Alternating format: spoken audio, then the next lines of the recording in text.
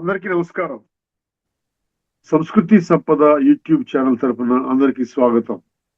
శ్రీమద్ భగవద్గీత ఆధ్యాత్మిక రహస్యాలు అనే శీర్షికలో శ్రీ త్రినాథ్ గారు ధారావాహిక ప్రసంగం చేస్తున్నారు. వారి ధారావాహిక ప్రసంగంలో ఈరోజు 671వ ప్రసంగం చేస్తున్నారు. శ్రీ త్రినాథ్ గారికి స్వాగతం. నమస్కారం అండి. ఓం శాంతి. శ్రీమద్ భగవద్గీత ఆధ్యాత్మిక రహస్యాలు ఈ యొక్క కార్యక్రమాన్ని వీక్షిస్తున్నటువంటి సోదర సోదరిమణులందరికీ కూడా హార్దిక స్వాగతం, సుస్వాగతం అండి. నమస్సుమాంజలి. ముందుగా మనము ధార్మికము, ఆధ్యాత్మికము ఈ విషయం దాని మీద కొంచెం మనం స్పష్టత కోసం అని చెప్పి మనం అనేక ఎపిసోడ్స్ నుంచి మనం చర్చించుకున్నాం. 470 ఎపిసోడ్స్ నుంచి చర్చించుకుంటున్నాం. ముఖ్యంగా అండి ఈ యొక్క ఆధ్యాత్మిక రహస్యాల మూల లక్ష్యం ఏమిటి? మూల లక్ష్యము శ్రీమద్ భగవద్గీత చెప్పేటువంటి మూల సిద్ధాంతము విశ్వాత్మలందరికీ భగవంతుడు ఒక్కరే. అర్థమైందండి? ఈ ఒక్క విషయాన్ని దీన్ని ఎవరూ ఖండించలేరు. ఖండించినా కూడా నష్టం లేదు, తిరస్కరించినా నష్టం లేదు, మేము అంగీకరించమన్నట్టుకుంటే నష్టం లేదు. ఎందుకంటే ఇది వాస్తవము, ఇది సత్యము, ఇది యథార్థము, ఇది తత్వము, భగవంతుడు గీత ద్వారా బోధిస్తున్నటువంటి తత్వము. అర్థమైందండి? అందుకని ఇదే తత్వాన్ని అనేక శాస్త్రాలు మనకి రుజువు చేస్తూ ఉన్నాయి. భగవంతుడు ఒక్కడే, ఇటువంటి భావన కూడా మనలో ఉందండి. భగవంతుడు ఒక్కడే అన్న భావన కూడా మనలో ఉన్నది. ఇప్పుడు మనం కొన్ని ఎపిసోడ్స్ నుంచి అన్నమాచార్య కీర్తనలో ఒక 4-5 చర్చించాము. అందులో ఎటువంటి భావన వచ్చిందండి? ఇక్కడ భగవంతుడు ఎవరు అనేది పక్కన పెట్టండి. ముందు భగవంతుడు ఒక్కరే అనే దాన్ని స్థిరం చేసుకోండి. అప్పుడు ఆ ఒక్కరితో కనెక్ట్ అవ్వడానికి, సంబంధాన్ని జోడించుకోవడానికి మనం ప్రయత్నం చేస్తామండి. దీనికి ఒకటే ఒక్క విషయం మనం భగవంతుడికి మన కోరుకుంటుందల్లా బుద్ధినేత్రాన్ని తెరవండి అంటున్నాడు. అర్థమైందండి? ఇప్పటి వరకు మనము బుద్ధినేత్రాన్ని తెరవకుండా మామూలుగా మనం అంగీకరిస్తున్నాం. ఎవరు ఏది చెప్పినా కూడా అంగీకరిస్తున్నాం. కీర్తనలు మీ ముందు దృష్టికి తీసుకొని వస్తాను. చాలా అద్భుతంగా ఇప్పుడు ఆయన వేల కొలది కీర్తనలు అన్నారు. నాకు తెలియదు ఎన్ని వేల కీర్తనలు, నాకు తెలియదు. ఇప్పుడు కొన్ని కీర్తనలలో భగవంతుడు ఒక్కరే, మళ్ళీ కొన్ని కీర్తనలో అనేకులు భగవంతుడు, కొన్ని కీర్తనలో ధర్మానికి ఒక భగవంతుడు, కొన్ని కీర్తనలో కులానికి ఒక భగవంతుడు. ఆ విధంగా చెప్తాడా? ఎక్కడండి? బ్రహ్మం ఒకటే, పరబ్రహ్మం ఒకటే అని ఎంత ఎంత చక్కగా చెప్పాడు ఆయన. అర్థమైందండి? మరి దాని నుండి మనం ఏం నేర్చుకున్నాం? అన్నమాచార్య కీర్తనలు పాడుకునేవారు పాడుకుంటున్నారు, కీర్తనలుగా, ఒక భజనగా, ఒక ఆ విధంగా ఒక పాటగా పాడుకుంటున్నారు. దాన్ని అందులో లోతైన అర్థం ఎవరు తెలుసుకోవాలి? హిందువులు అనేటువంటి వాళ్ళు ఎవరైతే ఉన్నారో, ఒక ఇన్ని కోట్ల మంది ఉన్నారో, వాళ్ళకి సంబంధం లేకపోతే ఇంకెవరు తెలుసుకుంటారు? వేరే ధర్మం వాళ్ళ కోసమా? అందుకనే భగవంతుడు ఈ స్పష్టతనివ్వడం కోసమే తనే స్వయంగా వచ్చి మనకి జ్ఞానాన్ని చెప్తున్నాడండి. ఒక్కసారి జాగ్రత్తగా ఈ తాళ్లపాక అన్నమాచార్యుల వారు చెప్పినటువంటి భగవంతుని ఏకత్వాన్ని, మానవులందరి సమత్వాన్ని, అంటే oneness of human kind, oneness of God గుర్తుపెట్టుకో. అందుకనే గాడ్ ఈజ్ యూనివర్సల్ అన్నారు. ఈ విషయాన్ని ప్రబోధిస్తూ వేలాది కీర్తనలు రాశాడు. చెప్పే మరికొన్ని అద్భుతమైనటువంటి ఈ అన్నమయ్య కీర్తనలు కొన్ని పరిశీలిద్దామండి. అందులో ఇప్పుడు ఎవ్వడు నమ్మినా నమ్మకయుండినా అన్నాడు. అంటే మీరు నమ్మినా పర్వాలేదు, నమ్మకపోయినా పర్వాలేదు. ఎవరంటున్నారు? తాళ్లపాక అన్నమాచార్యులు శ్రీ వెంకటేశ్వర స్వామి భక్తుడు ఆయన చెప్తున్నాడు. ఈ కీర్తనలో అన్నమయ్య చాలా స్పష్టంగా మనుషులు నమ్మినా నమ్మకపోయినా ఈ సృష్టి అంతటినీ నడిపించే దైవం ఒక్కడేనని, ఆయన అందరికీ సమానంగానే ఆధారమని ఆ విధంగా చెప్పడం జరిగింది. ఒక్కసారి ఆ కీర్తన వినండి. ఎవడు నమ్మిన నమ్మకయుండిన ఇతడే జగదుద్ధారకుడు. చూసారా? ఎవ్వడు నమ్మిన నమ్మకయుండిన ఇతడే జగదుద్ధారకుడు. ఎవ్వరి భావములెట్టివైనను ఇతడే దైవము ఎల్లరికూ. ఎవ్వరి భావములెట్టివైనను ఇతడే దైవము ఎల్లరికూ. దీని అర్థం ఏమిటి?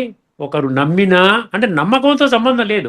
మీరు నమ్ముతున్నారు, మీ నమ్మకమే విశ్వాత్మలందరూ నమ్ముతున్నారా? అప్పుడు అది కరెక్టు.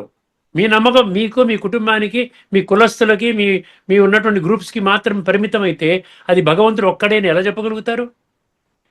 కొంచెం తర్కంగా ఆలోచించండి, బుద్ధినేత్రాన్ని తెరవండి. ఒకరు నమ్మినా ఒకరు నమ్మకపోయినా లోకములో ఉన్న మనుషుల ఆలోచనలు నమ్మకాలు ఎలా ఉన్నా సరే, లోకములో ఉన్న మనుషుల ఆలోచనలు అర్థమైందండి, నమ్మకాలు ఎలా ఉన్నా సరే అందరినీ రక్షించే దైవము ఆ ఒక్కడే. ఆయన దృష్టిలో విశ్వమంతా ఒక్కటే. మరొక కీర్తన, పరమ పదమున కంటే ప్రసన్న జనముల కంటే అన్నాడు. దీని అర్థమేమిటి? ఈ కీర్తనలో అన్నమయ్య భగవంతుని కరుణాకటాక్షాలను కులమతాలకు జాతులకు అతీతంగా ఎలా ప్రసరిస్తాయో వివరించారు. ఒకసారి ఆ కీర్తన వినండి. కులంబు మేలైన గుణములు లేకున్న ఫలమేమి సుజ్ఞానపరుని కంటే, సుజ్ఞానపరుని కంటే. కులంబు మేలైన గుణములు లేకున్న ఫలమేమి సుజ్ఞానపరుని కంటే. ఇలా హరిభక్తుడై ఏ కులజుడైనా నలరగా నాతడే అగ్రగణ్యుడు. ఇలా హరిభక్తుడై ఏ కులజుడైనా నలరగా నాతడే అగ్రగణ్యుడు. ఇది పాట రూపంలో పాడుకుంటే ఇంకా అందంగా ఉంటుందండి. ఇది అర్థంలోకి వెళ్దాం, తత్వంలోకి వెళ్దాం. మన ఉద్దేశం ఏంటి? తత్వాన్ని అర్థం చేసుకుంటే మనం డైరెక్ట్గా మనం కనెక్ట్ అవుతాం. అంటే నేను కనెక్ట్ అవుతాను, ఎవరైతే దీన్ని సీరియస్గా తీసుకుంటారో వాళ్ళు కనెక్ట్ అవుతారు. అందరూ కనెక్ట్ అవ్వరు. 7వ అధ్యాయం 3వ శ్లోకాన్ని మర్చిపోకండి. నూటికో కోటికో ఒక్కడు నన్ను అలా పట్టుకుంటాడు. ఆ విధంగా కొన్ని లక్షల మంది, ఇప్పటికే ఒక 20 లక్షల మంది, 25 లక్షల మంది 150 దేశాల్లో ఉన్న వాళ్ళు పట్టుకున్నారు. దీని అర్థం చూడండి ఒక్కసారి. ఎంత గొప్ప కులములో పుట్టినా, చాలా జాగ్రత్తగా శ్రద్ధతో వినండి, ఎంత గొప్ప కులములో పుట్టినా మంచి గుణాలు లేకపోతే ఉపయోగము లేదు అన్నాడు. ఎంత గొప్ప కులంలో గొప్ప కులంలో పుట్టినంత మాత్రాన భగవంతుడు మీకు సత్యమైన పూర్తి వారసత్వం అంతా మీకు ఇచ్చేస్తాడని ఇక్కడ ఉందా ఏదైనా శాస్త్రంలో? ఎంత గొప్ప కులములో పుట్టినా మంచి గుణాలు లేకపోతే ఉపయోగము లేదు.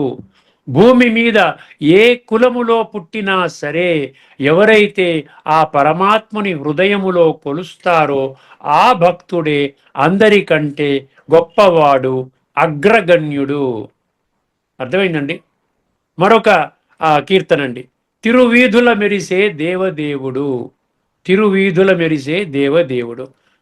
అర్థమైంది? ఇక్కడ ఏమంటున్నాడు? ఇక్కడ హీన మానవ కోటినెల్లా రక్షించగా తానే వడసిన దయా తరంగిణి జ్ఞానులకు అజ్ఞానులకును సరిగా కానిపించి మొసగిడి కల్పవృక్షము. అక్కడ జ్ఞానులకు అజ్ఞానులకు సరిగ్గా ఉంటాడు, ఈక్వల్గా ఉంటాడని చెప్తున్నాడు. అందులో ఉన్న పాయింట్ ఒక్కసారి దాని భావంలో పెడదామండి.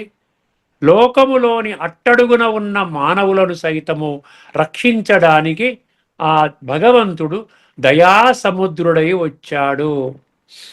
ఆయన గొప్ప జ్ఞానులకైనా, ఏమీ తెలియని అజ్ఞానులకైనా, అంటే ఏంటి, పేద ధనిక కుల భేదాలు లేకుండా అందరికీ సమానముగా దర్శనమిచ్చి కోరికలు తీర్చే కల్పవృక్షము. అర్థమైందండి? ఇప్పుడు ఆలోచించండి, మామూలుగా మనం ఆలోచించగలిగితే మనకి అర్థమవుతుంది.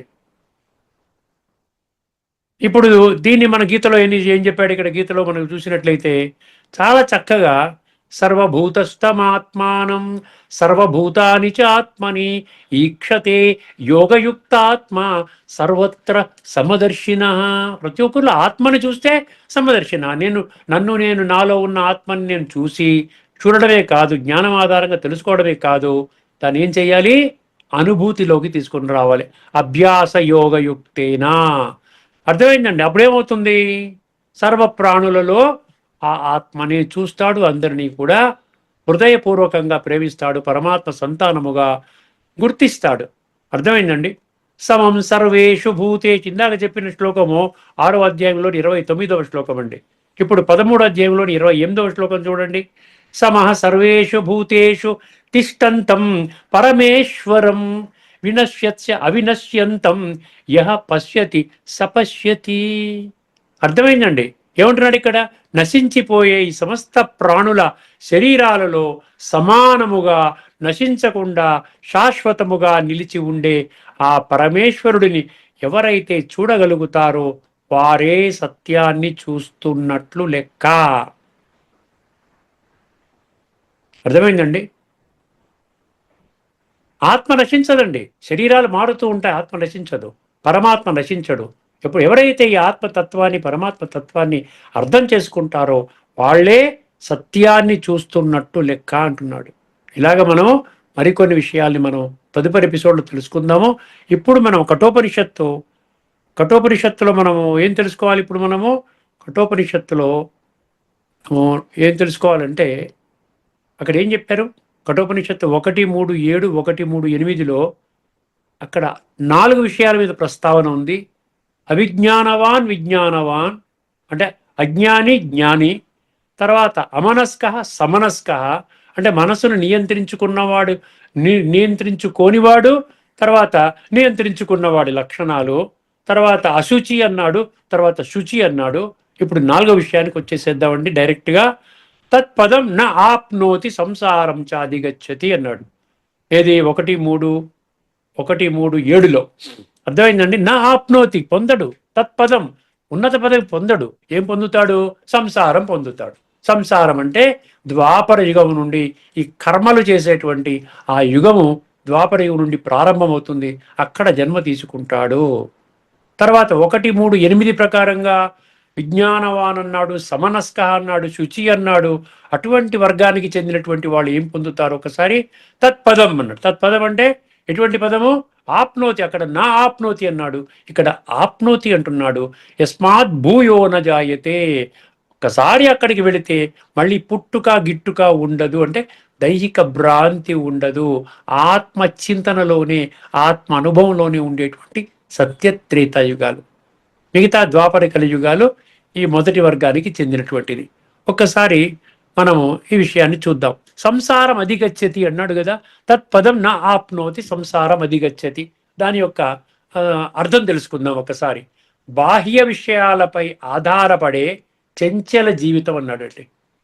చంచల జీవితం అంటే శాశ్వతంగా ఏది అనుభవం, సుఖము కూడా శాశ్వతంగా లేదు, దుఃఖము శాశ్వతంగా లేదు. అలజడితో ఉంటాము, సమస్యల వలయంలో చిక్కుకుంటాం, ఇంద్రియాల సుఖం కోసం పాటుపడతాం, కామ క్రోధ లోభము అహంకారాలతో దాని గురించే మనం దాని నుంచి బయటికి రాలేనటువంటి స్థితి అదనమాట. బాహ్య విషయాలపై ఆధారపడే చంచల జీవితం అంటే అది. సుఖం వస్తే సంతోషము, దుఃఖం వస్తే నిరాశ, నిస్పృహ. ఎవరన్నా ప్రశంసించారనుకోండి, ప్రశంస వస్తే ఉబ్బిపోవడము, విమర్శ వస్తే కృంగిపోవడము. ఇదంతా అప్ అండ్ డౌన్ లైఫ్ అండి. ఆరోగ్యం పాడవటానికి కారణం ఇదే. అర్థమైందండి? ఆనందము దుఃఖం, ఆనందము దుఃఖం, సుఖము దుఃఖం, సుఖము దుఃఖం. ఇది అంతా సంసార స్థితి అని అన్నాడు. ఈ విధమైన స్థితిలో ఉన్నవారు జన్మ మృత్యు రూపమైన ఈ సంసార చక్రములో, అంటే ద్వాపర కలియుగాలలో మళ్ళీ మళ్ళీ జన్మిస్తూ మరణిస్తూ ఉంటారు. అర్థమైందండి? అదే వాళ్ళకి అరచక్రం అన్నమాట. కల్పం అంటే పూర్తి సర్కిల్ కదా, అందులో ఒక హాఫ్ సర్కిల్ అన్నమాట. అందులో వాళ్ళు తిరుగుతూ ఉంటారు. ద్వాపర కలి తిరుగుతూ ఉంటారు. ఇప్పుడు 1:3:8లో చెప్పాడు కదా, తత్పదం ఆప్నోతి యస్మాత్ భూయో న జాయతే అన్నాడు. తత్పదం ఆప్నోతి యస్మాత్ భూయో నా జాయతే. జాయతే అంటే పుట్టడం, నా జాయతే అంటే పుట్టుక గిట్టుక అనేది అక్కడ అనుభవం కాదు. అది సత్యత్రేతాయుగాల్లో ఉన్నటువంటి పరిస్థితి. ఇక్కడ ఏం చెప్తున్నాడు? ఏ పరమపదాన్ని పొందిన పిదప తిరిగి జనన మరణ చక్రములోకి రారో. ఇది జనన మరణ చక్రం అంటే మనకు ద్వాపరయుగం నుంచి స్టార్ట్ అవుతుంది. ఇది పుట్టడం గిట్టడం అంటే తిరిగి భౌతిక ప్రపంచంలో జన్మనెత్తాల్సిన అవసరం ఉండదు. అర్థమైందండి? జన్మ ఆ విధంగా మనం అర్థం చేసుకోండి. అంటే దైహిక భ్రాంతిలో మనం ఈ జన్మ మరణం అంటాం. అక్కడికి చేరుకుంటారు అంటే సత్యత్రేతాయుగాల్లోకి చేరుకుంటారు. ఒక్కసారి ఆధ్యాత్మిక దృష్టికోణంలో అర్థం చేసుకునే ప్రయత్నం చేద్దాం. రాజయోగం అనే ప్రక్రియ మనకి భగవద్గీతలో ముఖ్యంగా అది సారం అన్నమాట. భగవద్గీత సారం ఏంటి? రాజయోగము.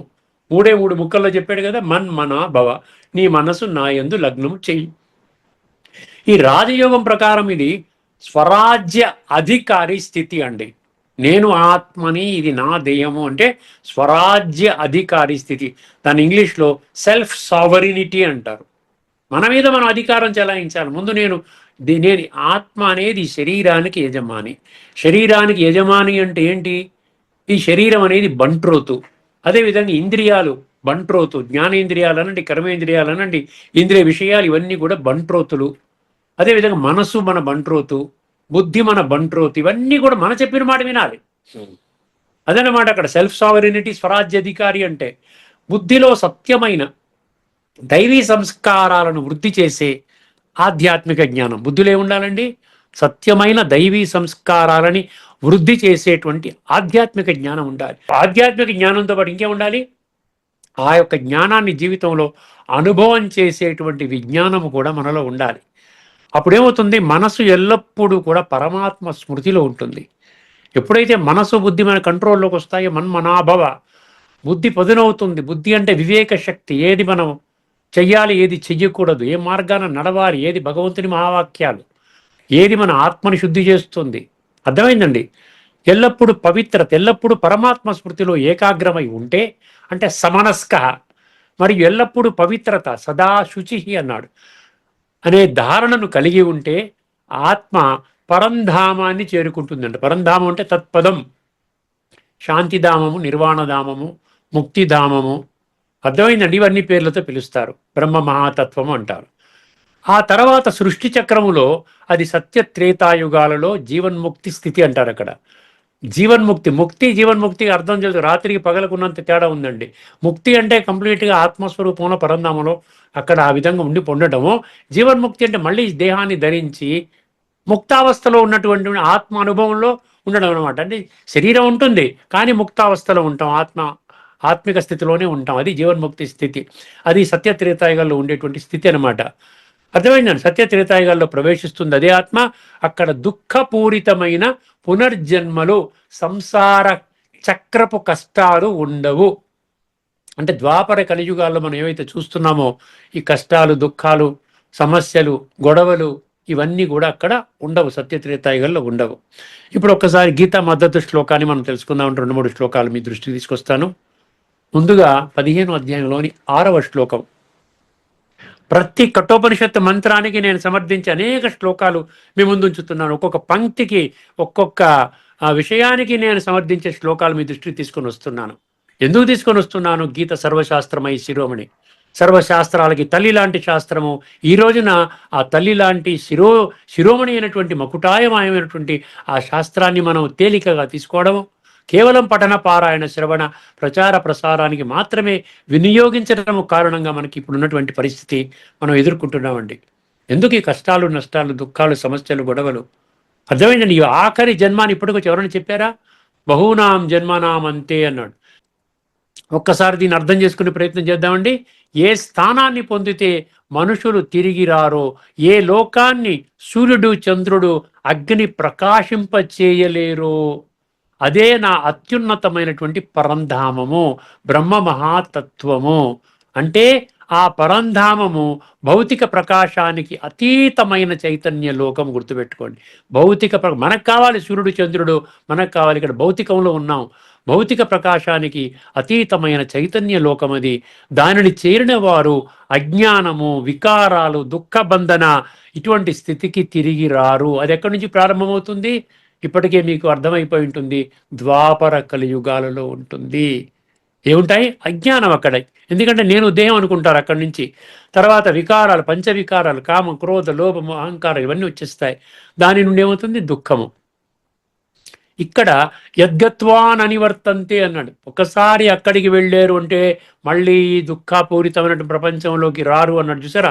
యద్గత్వాన్ అనివర్తంతే అంటే సృష్టి చక్రములో మళ్ళీ ఎప్పటికీ జన్మించరని కాదు. మళ్ళీ మనం ఏమనుకుంటాం, ఇది జన్మరాహిత్యం అని చెప్పేసి మళ్ళీ ఆ విధంగా భాష్యకారులు చెప్పేస్తారు, మిమ్మల్ని మిస్లీడ్ చేస్తారు. అర్థమైందండి?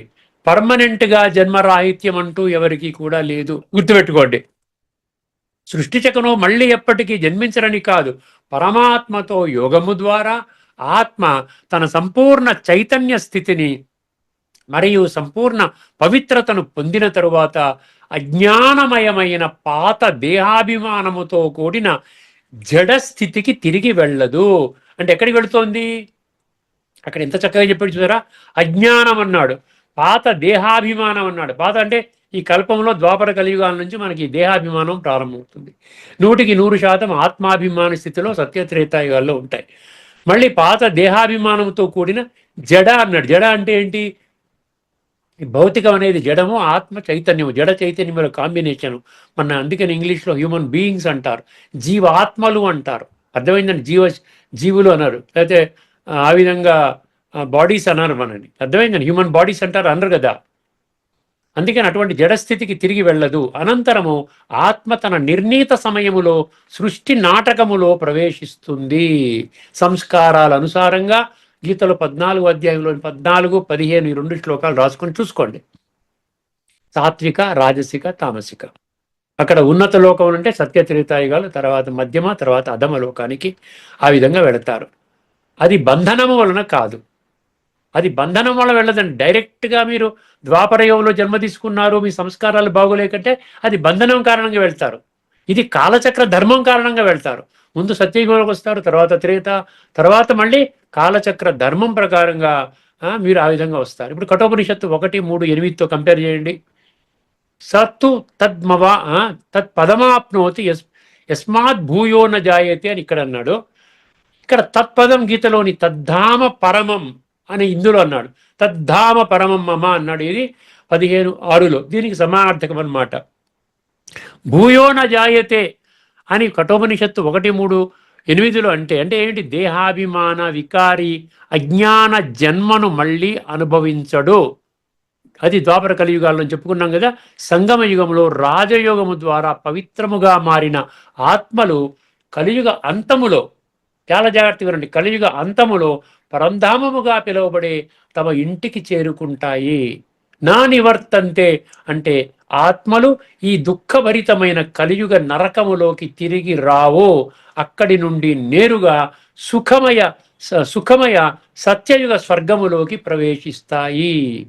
కఠోపనిషత్తులోని 1:3-8లోని భూయో నా జాయతే, మరియు గీతలోని 15:6 అందులో గీతలోని నా నివర్తంతే ఈ నిగూఢ సత్యాన్నే సమర్థిస్తున్నాయండి. మరొక శ్లోకాన్ని మీ దృష్టికి తీసుకొని వస్తానండి ఎపిసోడ్ ముగించే ముందు. 8వ అధ్యాయంలోని 21వ శ్లోకం అండి, చాలా జాగ్రత్తగా వినండి. 8వ అధ్యాయంలోని 21వ శ్లోకం, అక్షర బ్రహ్మయోగం. అవ్యక్తో అక్షర ఇత్యుక్త తమాహు పరమాం గతిం యం ప్రాప్య న నివర్తంతే తద్ధామ పరమం మమ. అర్థమైంది? అక్కడ కూడా ఆ 3వ శ్లోకం 3వ పంక్తి 4వ పంక్తి సమానంగా ఉంటుంది, 15:6కి సమానంగా ఉంటుంది. ఒక్కసారి దీన్ని అర్థం చేసుకోండి. అవ్యక్తమైన, అవ్యక్తో అక్షర అనే 2 పదాలు ఉన్నాయి. అవ్యక్తో అక్షర అంటే పరంధామం యొక్క స్థితి, బ్రహ్మ మహాతత్వం యొక్క స్థితి చెప్తున్నాడు. అవ్యక్తమైన అక్షరమైన పరంధామాన్ని పరమగతి అంటారు. అర్థమైందండి? పరమగతి, అక్కడికి వెళ్ళడం అనమాట. మన లక్ష్యం ఉండాలి. మామూలుగా పాడు పనులు చేసేవాడు అక్కడికి వెళ్ళరండి, మళ్ళీ దేహంలోకి వస్తారు. మళ్ళీ కొత్త ప్రపంచం స్టార్ట్ అయ్యేటప్పటికి అక్కడికి వెళ్ళిపోయి కూర్చుంటారు. మళ్ళీ ద్వాపరయుగంలో ఆ కర్మ బంధనంలో బంధించేటువంటి జన్మలు తీసుకుంటారు. అదనమాట. అవ్యక్తమైన అక్షరమైన పరంధామాన్ని పరమగతి అని అంటారు. దానిని పొందిన వారు అజ్ఞాన స్థితికి తిరిగి రారు. ఎంప్రాప్య ననివర్తంతే తద్ధామ పరమం మమ. మళ్ళీ అర్థమైందండి? ఎవరైతే అవ్యక్త అక్షర ఈ స్థితిలో ఉండి ఆ విధంగా పరంధామానికి వెళ్ళిన వాళ్ళు మళ్ళీ వాళ్ళు సత్యచరితాగలకు వెళ్తారు, కానీ ద్వాపర కలియుగాల్లోకి రారు. దీని యొక్క ఆధ్యాత్మిక దృష్టికోణంలో పరిశీలిద్దాము. పరమగతి అంటే శాశ్వతముగా పునర్జన్మలు లేకుండా ఉన్న స్థితి కాదు. అండర్లైన్ చేసుకోండి ఈ పాయింట్ని. జన్మ రాహిత్యం అనేది లేదు. భగవద్గీత దాన్ని సమర్థించదు. పూర్తిగా మనం ఏం చేయాలి? 574 శ్లోకాల సారాన్ని గ్రహించాలి. సారాన్ని గ్రహిస్తే మనకి ప్రాబ్లం ఉండదు. లేకుండా ఉంటే 4 శ్లోకాల నుంచి మీరు ఏదో కంక్లూజన్ డ్రా చేసి మీరేదో చెప్పడానికి ప్రయత్నం చేశారనుకోండి, అది మళ్ళీ అబద్ధం అవుతుంది. అర్థమైందండి? పరమగతి అంటే శాశ్వతంగా పునర్జన్మలు లేకుండా ఉన్న స్థితి కాదు, ఆత్మ యొక్క సంపూర్ణ పవిత్ర స్థితి. పరమాత్మను ప్రాప్తి చేసుకుని యోగ బలముతో గుర్తుపెట్టుకోండి, వికారాలను జయించిన ఆత్మకు ఇది అత్యున్నత గతి. అత్యున్నత గతి అన్నమాట, సద్గతి అంటారు. అందుకని దాన్ని కఠోపనిషత్తులోని తత్పదం ఈ యొక్క శబ్దాన్ని గీత ఇక్కడ పరమాం గతి అన్నది. అక్కడ తత్పదం అంటే అత్యున్నతమైన గతి, ఇక్కడ పరమాం గతి అంటే అత్యున్నతమైనటువంటి గతి. ఈ విధంగా అది సమర్థిస్తోంది. విజ్ఞానవాన్ అన్నాడు మొదటిది. తర్వాత ఏమన్నాడు? సమనస్క. విజ్ఞానవాన్ అంటే జ్ఞాని, ఆధ్యాత్మిక జ్ఞానం పొందినవాడు. సమనస్క అంటే మనస్సుని పూర్తిగా నియంత్రించినవాడు. శుచి అంటే సమూలంగా ఆత్మని శుద్ధి చేసుకున్నవాడు. అటువంటి ఈ లక్షణాలు ఉన్నటువంటి వాడే ఈ యొక్క ఉన్నతమైనటువంటి స్థితిని పొందుతాడు. ఇక్కడతో మనం ఈ చర్చను ముగించుకుందామండి. తదుపరి ఎపిసోడ్లో మరికొన్ని విషయాలు మీ దృష్టికి తీసుకొని వస్తాను. అంతవరకు సెలవు. అందరికీ నమస్కారం. లోకా సమస్త సుఖినో భవంతు. ఓం శాంతి.